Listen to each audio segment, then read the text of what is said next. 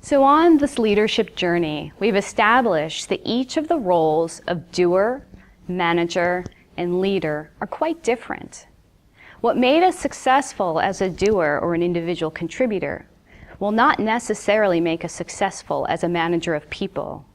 And what made us successful as a manager of people may not make us successful as an inspirational visionary leader. The jobs are just frankly quite different.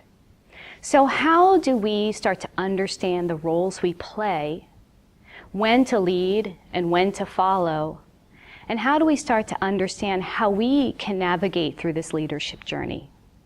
Well, one of the ways to do that is to cultivate self-awareness. There's been so much written on self-awareness, but it holds true. As Peter Drucker stated, we can't manage others unless we manage ourselves.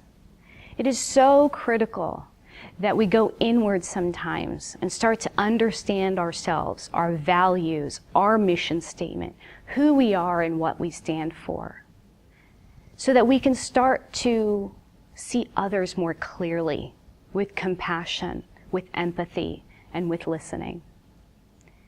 There's two basic types of self-awareness. There's internal self-awareness and external self-awareness. Internal self-awareness is who we are, what we stand for, our North Star, our morals, our values.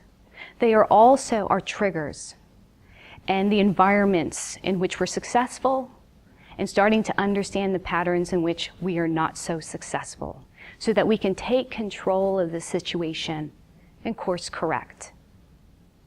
External self-awareness is how we show up and how others see us. And we obtain that by receiving feedback.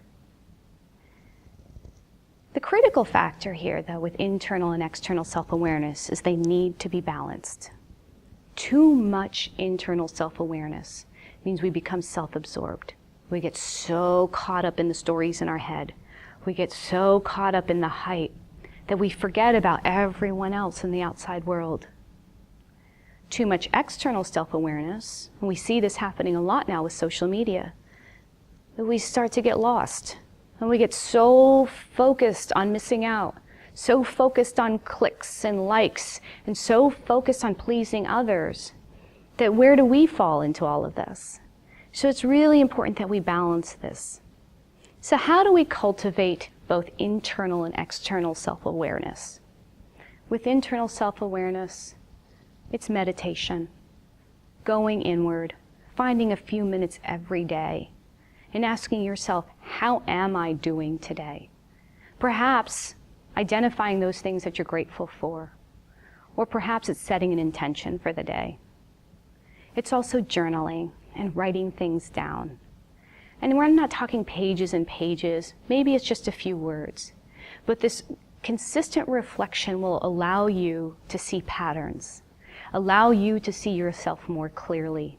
So again, you can course correct your behavior and how you react to those things in your world. External self-awareness is really cultivated by feedback and creating a 360-degree view of yourself. And one way to do that is to establish your own board of directors or your own kitchen cabinet. These are individuals who have your best interest at heart. These are individuals who can provide a multi-view of your behaviors and how you're showing up. One of these individuals could be team members. They can attest to how well of a teammate you are. Another individual or individuals could be those that you're providing direction to, perhaps a direct report, a subordinate, somebody who can attest to your management style or your leadership skills. And then the third person or persons would be your bosses or former bosses, parents, someone who can attest to how you receive feedback, how you are using that feedback to develop yourself or not. This board of directors will change over time. The board of directors that you had in your 20s will be very different 20 or 30 years later, and that's okay. Which brings me to my final 2 points on self-awareness before we move into our exercise.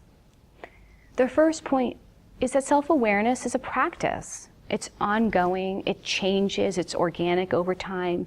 Maybe what worked before may not work so well for you now.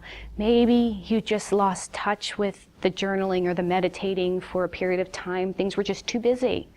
That is okay. Because part of self-awareness is developing your own self-compassion and non-judgment, cutting yourself some slack. Because in so doing, you will show and demonstrate self-compassion for others.